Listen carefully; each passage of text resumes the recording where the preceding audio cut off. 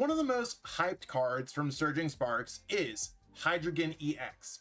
Now, certainly it's not a card that I expected to kind of live up to the hype or anything else like that, but the more and more that I experiment with this concept, the more and more it's kind of giving me a Dragapult EX in a way where I missed it at first, and now I think I'm a little bit earlier on than I was last time. So I'm excited to kind of showcase what I think a deck list like this could look like, and really kind of start that early build of the deck. So if you want to see the deck list, this is a great video and learning the strategy and all that great stuff. The list is available in the description. If you need any of the cards for this deck, check out Kayfabe Cards PTCGO store, and let's jump into this deck profile, see exactly what we got going on here. So here we have it, the Hydreigon EX deck list. Now, Hydreigon's kind of looking like a cross between a Charizard EX deck and a Dragapult EX deck, because we have this insert stage 2 Pokemon EX line, which is the Hydreigon EX. We got the Pidgeot line because we already have rare candies in the deck, and we have Dusknoir in the deck because Dusknoir is just filthy broken card, and it has a lot of synergy with the Obsidian attack on Hydreigon EX. So to anyone who's new to Hydreigon EX or is just learning the set, kind of like I am right now, Obsidian is a very powerful attack, costing a Psychic, a Dark, and a Metal energy, and a colorless energy. So 3 different colors of energy, and then a colorless energy. So 4 energies total. Little bit of a hefty cost to do 130 to your opponent's active, and then 130 to 2 of your opponent's bench Pokemon. So my whole concept with this deck is maybe we can use 1 Crashing Headbutts, the first attack for Dark Colorless, 200 damage, discard the top 3 cards of your opponent's deck. And then we can use maybe 1 or 2 Obsidians to win the game, or we could just go with 2 Obsidians to win the game. So Obsidian hitting 130 on something, maybe hitting a Lumineon and a Rotom, or a couple 2 prize or 2 prize card sitting Pokemon like Fezandipity, Squawkabilly, all those kinds of Pokemon. Then using Obsidian again, maybe in tandem with Dusknoir, using Curse Blast for an additional 130 to go 130, 130, 130, 130. So a lot of 130 spread around, and maybe your opponent's deck can't handle that. I'm assuming some single prize card decks would really struggle with you wiping off a lot of their Pokemon with the Obsidian attack. And a lot of decks that feature 2 prize card Pokemon quite often have a couple out in play. I mean, we even look at this deck that has Petrant, Rotom, Lumineon, Fezandipity, and if you hit 3 of them 2 times, it's kind of like the Regidrago V-Star strategy where they copy the Kyurem and they go 110 times 3, 110 again times 3, and then board wipe on their second attack. I think Obsidian has the kind of capabilities to do that. It's just, how do we get that attack cost down?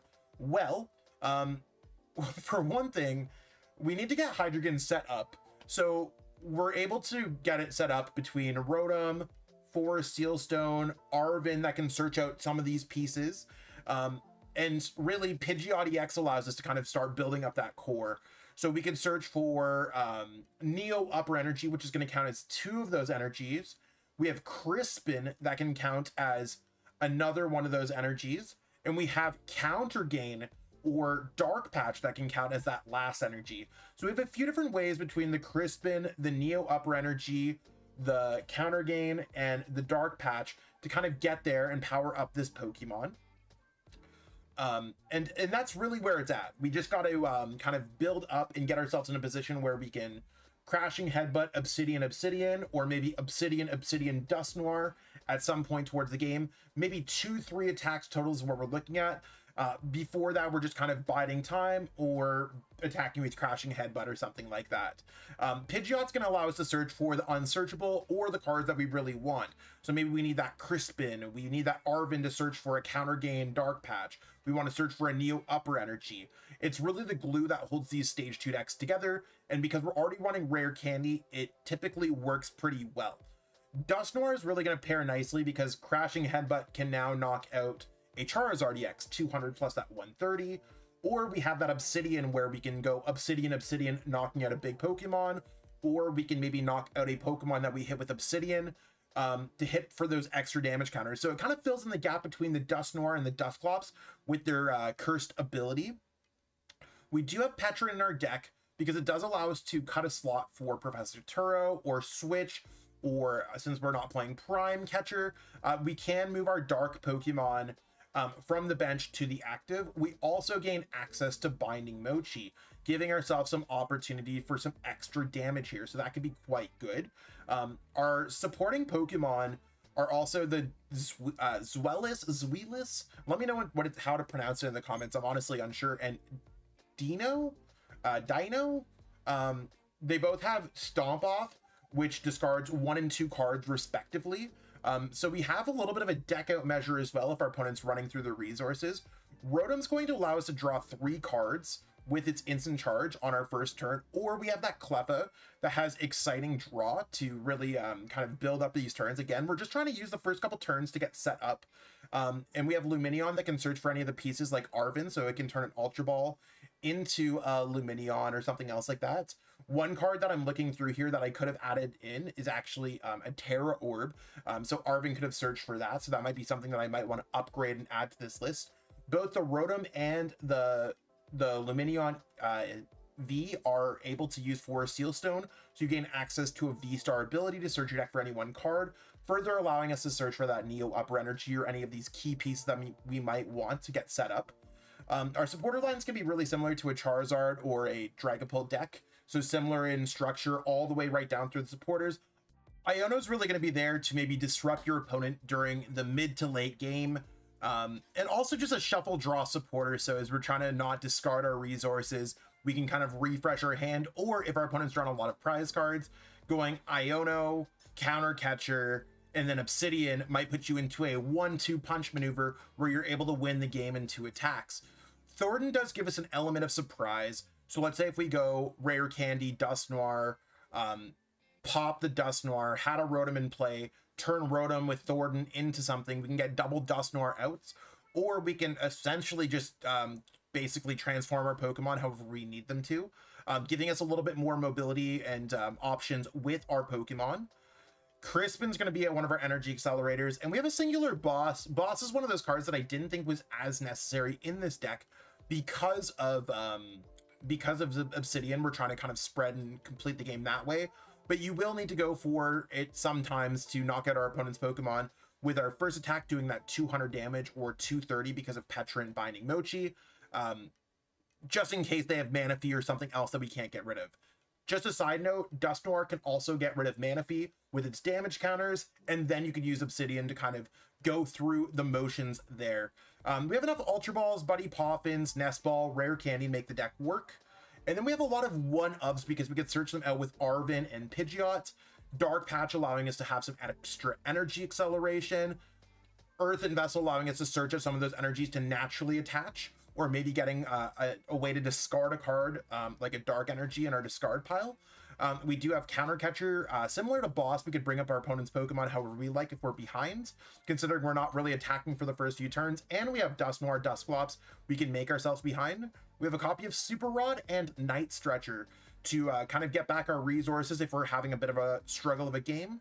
We got a copy of Lost Vacuum in case there's anything we don't want to deal with in play, like let's say a Temple of Sinnoh for our Neo Upper Energy. Counter Gain and Binding Mochi and for Sealstone are searchable through Arven. Each have a way to accelerate energy, do extra damage, search your deck for any one card. And then we have enough energies to kind of make this deck work, considering we're trying to only win the game off maybe 2 or 3 attacks. You don't really need that many energies, the same way that we don't need that many Hydreigon. I think this is a deck that's incredibly complex. I have seen some builds that go 4 Crispins. I've seen builds that don't include Pidgeot, don't include Dusknoir. All around, I like including both, but it's something that could easily change as this kind of progresses. So I'm going to continue to play test. Stay tuned for more updates on these kinds of decks and see exactly what's going on there. Beyond that, it's one of those things where it's a pretty cool deck either way.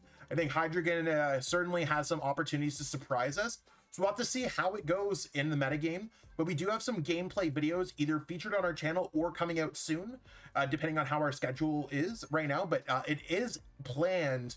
I just don't know exactly if it's before or after this video drops, so stay tuned or watch those videos. And that's what we got going on for our video today. Hopefully you learned a thing or two. We've already seen Hydreigon see some light success in Japan.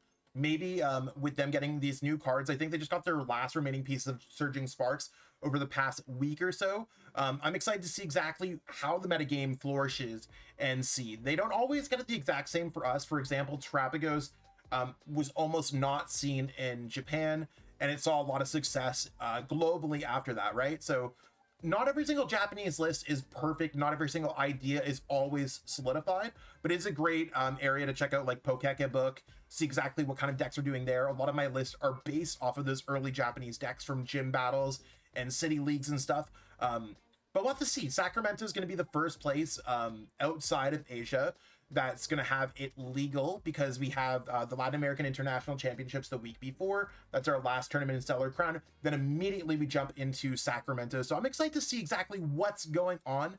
Stay tuned for more great content. If you're looking for any updates from me or any kind of things to get improving your game, check out my coaching at metafy.gg/@ZachLesage. It's available in the description. Totally love to help you up your game.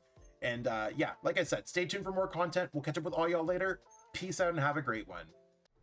Want to support the Shuffle Squad? Be sure to check out all of our sponsors in the description to pick up Pokemon TCG singles, sealed, and PTCG live codes.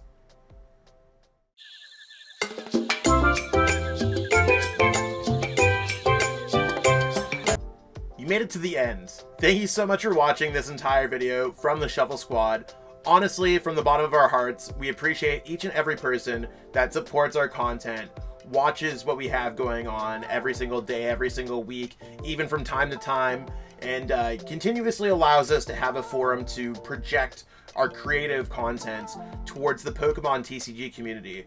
So if you haven't already, be sure to give this video a like, subscribe to the channel, and even leave a comment to help boost the YouTube algorithm. That being said, we'll catch you with our next video. Thanks again. Take it easy.